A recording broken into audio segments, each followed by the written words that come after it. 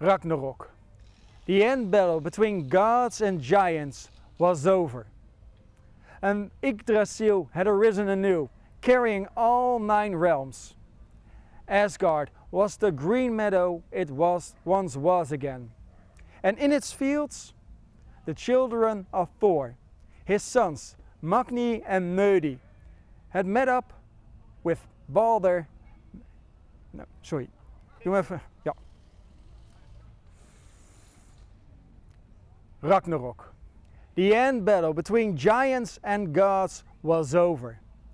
A new world tree, a new Yggdrasil had arisen, carrying all 9 realms again. Asgard was the green meadow it once was again, and in its fields the children of Thor, his sons Magni and Modi, his daughter Thrud, had met up with Balder, son of Odin, his wife Nanna, and his brother Hodur. The children of Thor had survived Ragnarok, and that was no easy feat. So let's rewind a little bit to Ragnarok, to that end battle. There they stood, side by side by side, fighting the giants. But after some time, there were no more giants. There were only the hot flames of Muspelheim. And no matter how strong they were, they knew they could not defeat the flames. But in their hour of need, the ground before them arose. And there stood their grandmother, Jord, by some seen as a giantess, others as goddess of the earth. And it was in the earth that she protected her grandchildren. Now back in Asgard, they were talking about rebuilding their world again. This had to be done without Balder. He was on his own quest, traveling to all 9 realms. But that was just Balder. Nanna and Hodur had an idea. They wanted to rebuild their houses out of wood. That's fairly easy to do and relatively safe. Not so with the children of Thor. They wanted to build palaces out of stone. Not of a tale of 3 little piggies. No, they wanted to build palaces even greater than their parents had done. But to build a palace out of stone, you need, well, stone. And only suited stones could be found far in the north. But that's a long way travel. But carrying stones such a distance, weren't the children of Thor not even stronger than their father? Carrying stones, that was a proper workout. And so they hacked down a tree, hollowed it out, made a sledge, and started to walk. Nanna stopped them for a second, because Asgard had no more wall to protect it. Balder was gone, Hodur was still blind, so at least one of the children should remain in Asgard. And so the ferryman system was installed. And if you don't know what it is, it's the riddle. A ferryman has to carry a cabbage, a sheep and a wolf to the other side. But he has only room for one in his boat. So first he loads in the sheep because it can't stay with the cabbage, sails it over, goes back, gets the cabbage, goes back, loads the sheep back in, and so forth and so forth. First, one would break down the stones, load them into the sledge, which the other would carry back and give the empty sledge to the sibling. And so they went back and forth, carrying the stones. And yes, they were mighty strong. But after some time, Nanna could see that the children of Thor got aching limbs, their wrists, rubbing their knees, their backs. And she said, we're going to take a pause. We're going to the sea. And so they did. They walked to the sea, and yes, the salty sea breeze did them good. The cool waters cured them of their aching limbs. And it didn't take long before the children of Thor were playing in the sea and Nanna and Hodur at the beach, Nanna telling Hodor who was pushing whom on the water. After some time, Magni came coughing up. Guys, time out! Time out! I think I saw something at the bottom. Yeah, right. You just can't handle it being pushed down by a girl. No, really, I saw something. I'll take a look. And Muddy dove down, swam through the crystal clear waters. And indeed, there on the sea floor, he could see something sticking out. He came back up. Magni is right. So Magni went down again. And whilst swimming, he saw this object and tried to pull it out whilst swimming. But it wouldn't budge. I don't know what it is, but it's heavy. Let a girl try. So Fruit went down. And again, like Magni, she tried to pull it out whilst swimming. But also with Fruit, it wouldn't budge. Magni is right. It is heavy. You guys just don't know how to lift. And Muddy dove down. He swam to the item. But instead of pulling it up whilst swimming, he pulled himself down to the sea floor, had a good grip, and he pulled, and wham! Threw the item straight through the water into the sky. And Muddy swam back up. His hand reached the waters, outstretched, and the item came to a standstill and came hurtling back into his hand. And in his hand was nothing else but Mjolnir, the hammer of their father. Being indestructible, it had survived Ragnarok as well. They swam back to shore, where Nanna and Hodor were anxiously waiting. When Nanna saw Mjolnir, big sigh of relief, because the giants had always feared Mjolnir. Now back in the hands of his children, Asgard would be safe again. They start walking back home. But on the way, a strife broke out, because each of the children claimed the hammer for his or her own. Magni said, I saw him first, so I should have it. Fruit said, well, if I hadn't pushed you down under, you wouldn't have seen it, so I should have it. And Mary said, well, I'm the one who actually freed the hammer, so I should have it. By the time they got back home, they had resolved the matter. The hammer would first go to the one in the mountains, getting the stones. Then it would go to the one building the palace. And indeed, with Mjolnir, work went faster. An entire mountain was squashed and the bricks were used to build a new palace. Now, those stones still had to be carried back and forth, of course, so it still took a very long time. But then there stood a magnificent palace. But the strife had broken out yet again, because each of the children found that the other had the hammer way longer than he or she did. No matter how Nanna and Hodor tried to resolve it, they had also inherited their father's stubbornness. Nanna and Hodor sat at the steps of the palace watching the children fight. It became worse and worse until it would seem that they would actually were going to fight. But at that moment, Balder returned. Nanna was overjoyed, gave a big hug and told him what the strife was about. And Balder, he had been traveling through all 9 realms, had learned a lot. He had a solution. Okay guys, we're gonna do this. We're gonna place that hammer in the middle of you 3. And now I give the sign, you each call forth the hammer. It will fly to the one who is most worthy. The people in Midgard make movies about this, so it must be true. So the hammer was placed in the middle. At Balder's sign, each of the children of Thor called forth the hammer, and it went up. But it stayed exactly in the middle. Ha! It seems like each and every one of you is equally worthy. I'm going to take a walk to think about this.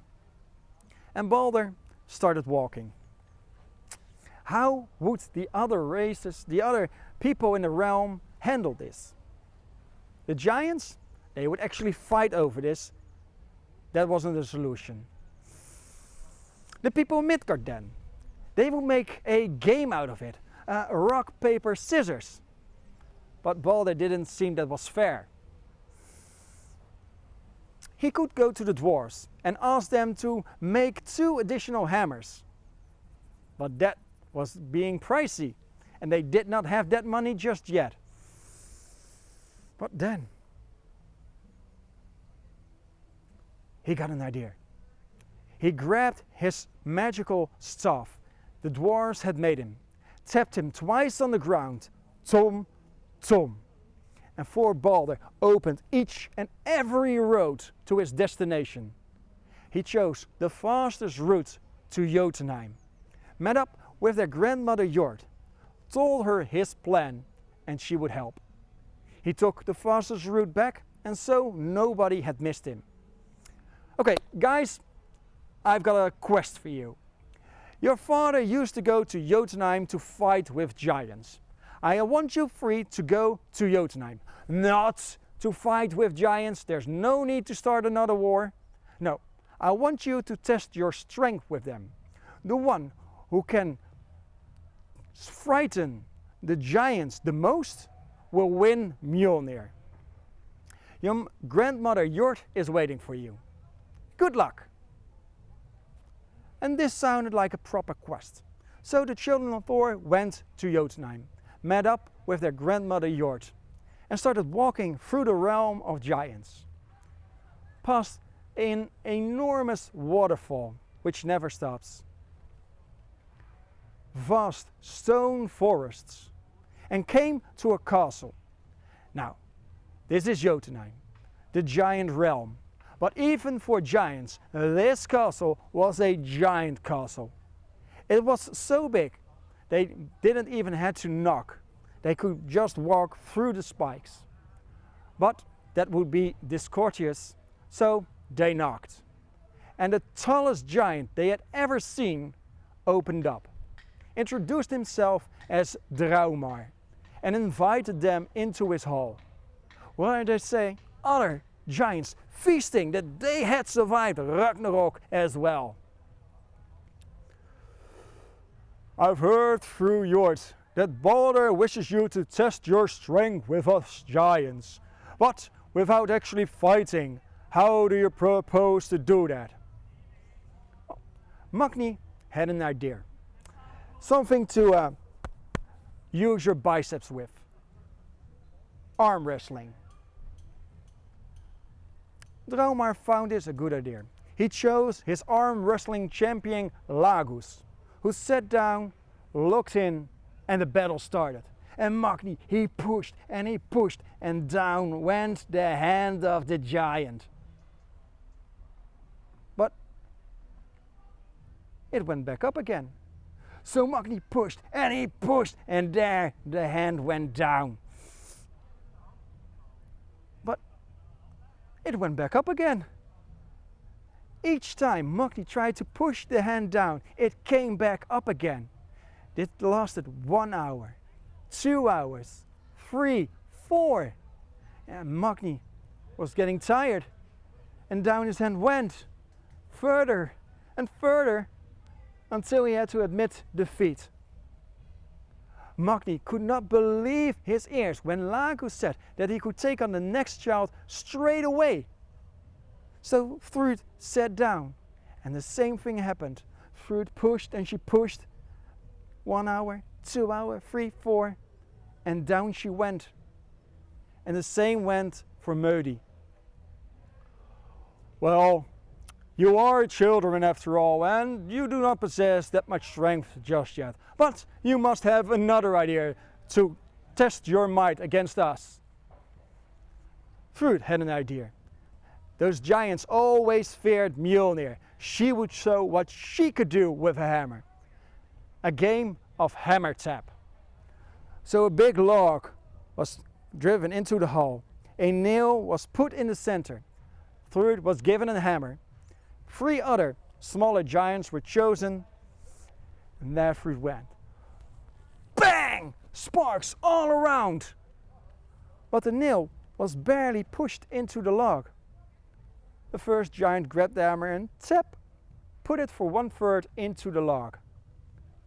Muddy was up next. He grabbed the hammer and bang! Sparks again all around. And yet again, the nail was barely pushed into the log.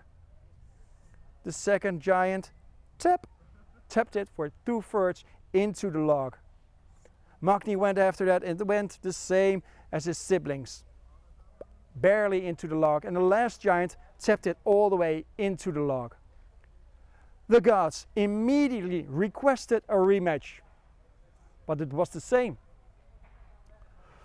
Well, to be honest, you do disappoint me a little bit. Clearly, you do not have the strength of Thor just yet. But, like I said, you are but children. But surely you must know something else. Muddy had one more idea. Something you don't just use your arms, your stomach, no. All of it, from your toes to your head. A game of tug-of-war. Well, not an actual war, but of course with the rope. It's a good idea, Modi, but I have promised Balder that you would not be harmed. And if I let one of my giants do a tug-of-war with you, your arms will be pulled out of your sockets. No, the only one I would dare to do this with you is my grandmother. And in came this elderly lady, bent by age, and stood across Muddy. Had Muddy traveled all this way to take it up with an old woman? Well, he had to do something, so yeah, he grabbed the rope and started to pull. And for a moment, it would seem that he would win. But then the old woman started to pull and to pull, pull and to pull. And Muddy slipped over the floor. Behind him, his brother and sister were watching and could not believe their eyes. Here was Muddy losing to an old woman. They looked at each other, nodded, stood up, went behind Muddy, grabbed the rope and started to pull and to pull. And the flag came to a standstill, steadily coming back to the center. And the gods, they pulled and they pulled. And ever so slightly, the flag was going their way. But then the old woman started to pull again. And yeah, there the flag went, back to the center. But the gods would not have it. They pulled, they used all their might, all their strength. Sweat was pouring down their brows, but they would not let go. The tension on the rope was magnificent, incredible, until it snapped.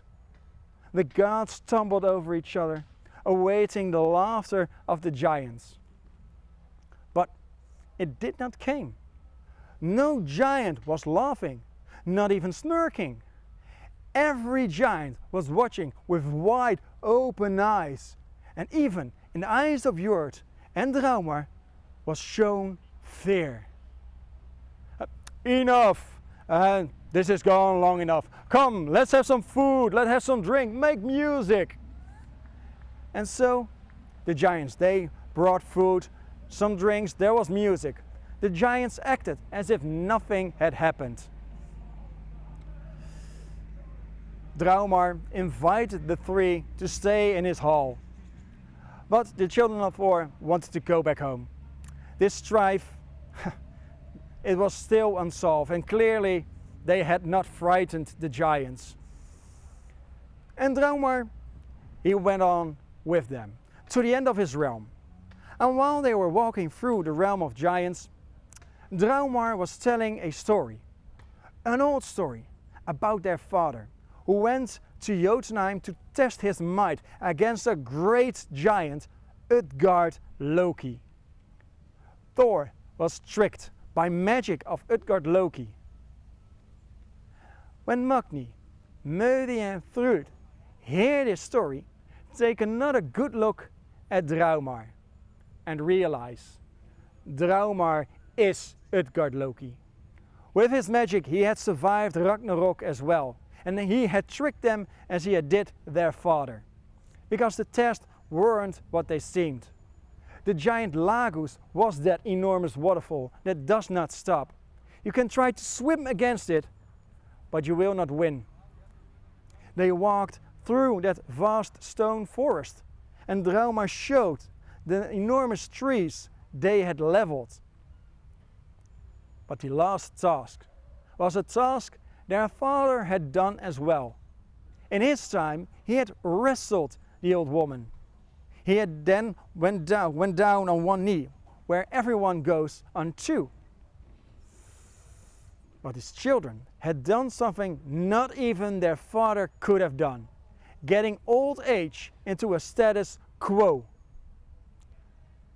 Each and every one of you is as strong as Thor is, but together you're even stronger. Take that in mind, and then I'm sure you will solve this little strife of you. Don't worry about the giants, because this tale will be told a very long time. Good luck, and give my regards to Balder. So the children of Thor went back to Asgard, where they could tell that they were as strong as Thor was, and they had learned the same lesson. And indeed, the strife was solved. They promised to give the hammer each day to the next sibling, so each one would carry the hammer the same amount of time. And that is why today no thunderstorm is the same, because you never know who is holding the hammer right now and in what kind of mood he or she currently is.